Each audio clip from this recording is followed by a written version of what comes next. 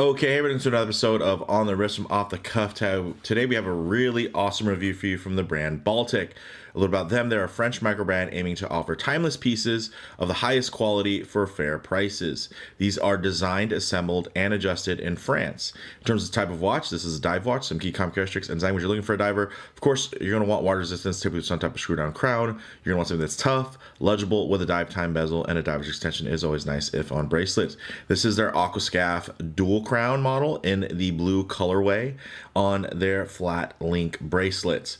And basically, the Aquascaphe dual crown is a tool watch designed for diving while also being perfect for everyday use, while now sporting the classic dual crown compressor style layout with, that really awesome internal dive time bezel, which just gives it a whole new dimension versus the Aquascaphe Classic that I own on the Beads of Rice bracelet for contrast. Now, these go for €730 direct on bracelets, or roughly $780 USD. And I have to say, I feel like there hasn't been too much coverage of these particular models.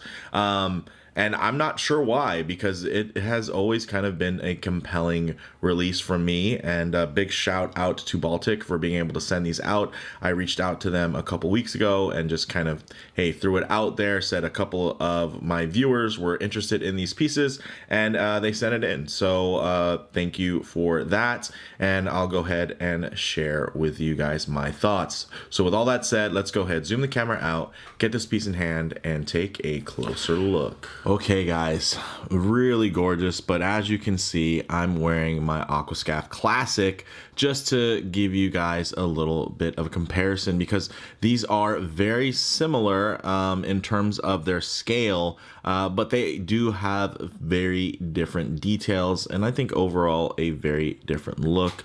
Of course, some of that is going to be lens or perspective distortion by having it very close to the camera. It's going to wear much tighter, as you can see, but this is such a gorgeous watch, guys. Let's get into the specifics. So 39 millimeter diameter, so very wearable, and even though it is on the smaller side, since it is essentially all dial with the matching bezel to the dial, it just does help that fill the space really, really beautifully. It's only 11.9 millimeters thick, and you can see there, beautiful thin mid case, a little tucked in underneath there in terms of the case back, and then a bit of a proud bezel there, although it is a fixed bezel as the rotating bezel is on the inside. The lug to lug at 47 millimeters is very, very wearable, stainless steel, brushed and polished. And you can see here, it does have some finer accents. So although it is a very, very fine bevel that some of you might even miss in the photography, you guys, I want to make sure you see that it has a beautiful high polished bevel there on the lug, the drilled lugs, and then here it's a little bit more of a simple setup, still quite nice and whatnot, but you don't get that high polished bevel, and that high polished bevel also ties in excuse me, to this high polished accent here on the bezel itself. And then when you look at the bezel, you might notice a very unique brushing pattern. Check that out. Actually, a bit of a twisted brush there, like a kind of a whirlwind there around the outer portion, which is really, really cool. I really dig that. And of course, this crown controls, and this is a bi-directional setup there, no clicks, it's just friction based, and then the crown itself is non-screw down, so you can still manipulate this as needed, let's say if you are underwater. So as you're taking care of things, maybe you give yourself a certain amount of time, and then you can actually do that without actually going back up to the surface, which I think is pretty neat. And then of course you do have your screw down crown here, which will activate and articulate the movement. They're both nicely patterned, not signed with the B in the same fashion, but I think this crosshatch pattern actually does look very nice and is definitely very period appropriate. Now, in terms of some more of these details, you're getting a beautiful sapphire double domed with inner AR coating. And you can see it's a much clearer affair because of the shape of the dome on here is a slightly less dramatic as you would find on the Classic. We're going to get a couple more extra ripples there in terms of distortion just because of that actual shape. And here I just feel like they did a great job of making sure that legibility was always going to be key while still giving you, of course, a little bit of fun distortion at very harsh angle, towards the outer portions. But when it comes to legibility of your dive timing, definitely always completely legible. So very, very nice. Now, although you can't see it, this does also have a Miyota 9039 automatic movement. So there's no date, which means no ghost position there because there's no date on the dial. Very, very nicely done. You're getting a blue Sunray dial, which has been nicely printed and painted there. Super Luminova BGW9, so you're getting nice, modern, bright lume there with the blue, which is something you don't get for the Classic variation, whereas they do have a beautiful blue Sunray version, but it only comes with the more yellow tone patina style lume. So I love to see this crisp, modern colorway. It just really comes together beautifully. The water resistance on here is also 200 meters or 20 atmospheres. You also do get 20 millimeter lug width there, the drilled lugs, quick release spring bars, everything solid links, end links, and these are actually even screw in links there. So very, very nice. And then you do get a minimal folding clasp, as you can see here, with only 2 micro settings, but that a lot of that has to do with the fact that each of these links are essentially half links. If this was in another bracelet, because of how short these links are, you would just consider them half links. So with that, you can actually dial this into the perfect size, and then when you need something, a smaller increment in terms of fitment, then you have that option there. You can see it actually is different and more minimalist and thinner in terms of that taper compared to the Aquascaphe Classic there. So they are slightly different, still beautifully done. And actually, these bracelets are interchangeable. So if I wanted to, go with the flat link, I could still do that with this model. Or if you were really more of a fan of the beads of rice, you could do that here. But for me, this combination is just gorgeous, and it's something that you don't always see, and man, it just comes together for me. I really, really like that. So with that said, let's actually get this piece on wrist and see how it wears. Wow, okay, check that out on my 7.5-inch wrist. This just wears beautifully. My goodness, look at that flat link bracelet. I love the way that it just plays with the light there, rolls right off. And then of course there's the dial that also gives you some amazing reflection. But of course, if I have my wrist too close to the camera there, you are going to get a bit of distortion. It's going to appear much larger than it actually is. But if I leave my arm down here and just kind of tighten the shot up, you guys can see there now a bit of a truer aspect ratio of how this will appear on your own wrist.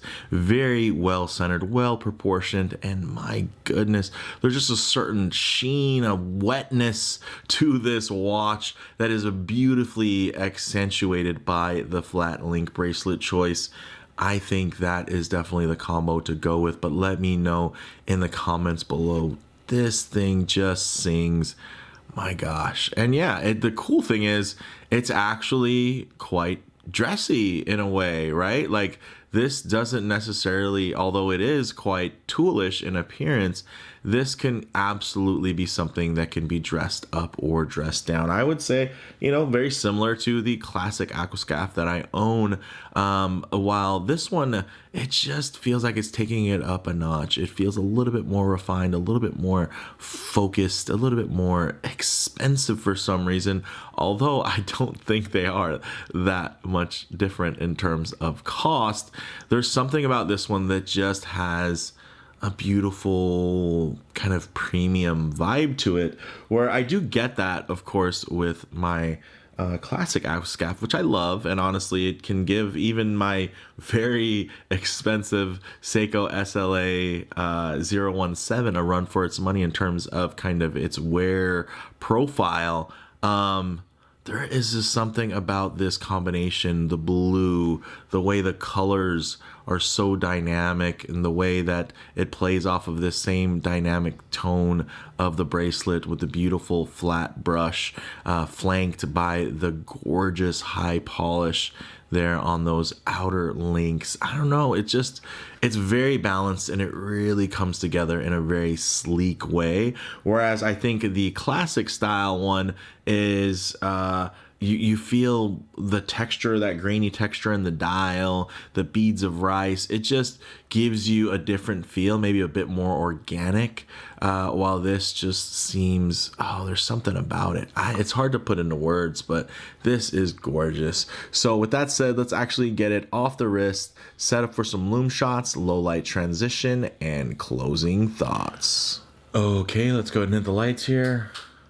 As you can see, wow, that BGW9 is just burning so bright, beautifully legible, beautifully balanced, and just so symmetrical. I really, really do like the way this looks in the light or in the dark. But hey, you know what? You're not always going to be out in the middle of a field enjoying direct sunlight or within pitch black waters. A lot of times you're going to find yourself, in a transitional, less than optimal lighting, whether you're coming in and out of a building, walking underneath an overhang, or just hanging out underneath the shade of a tree.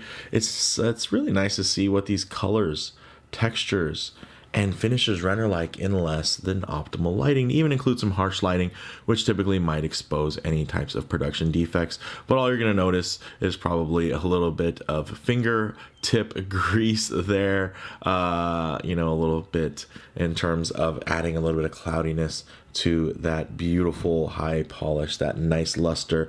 But you're also going to see the light just uniformly just rolling over the beautiful brushing that's done here. So very nice job from Baltic in terms of that brushed finish, the way that it mixes and matches with the satin is beautiful. Similar to the play on this dial, we're going to get that nice dynamic strip of that vibrant indigo like blue being surrounded and flanked by big fat chunks of just midnight dark blue, if not even black in certain tones. And then of course that bezel has a beautiful way of playing off of both of those tones and being somewhere in the middle a lot of the time. So really well done, really fantastic to look at. My gosh, let's just appreciate this for a little bit more.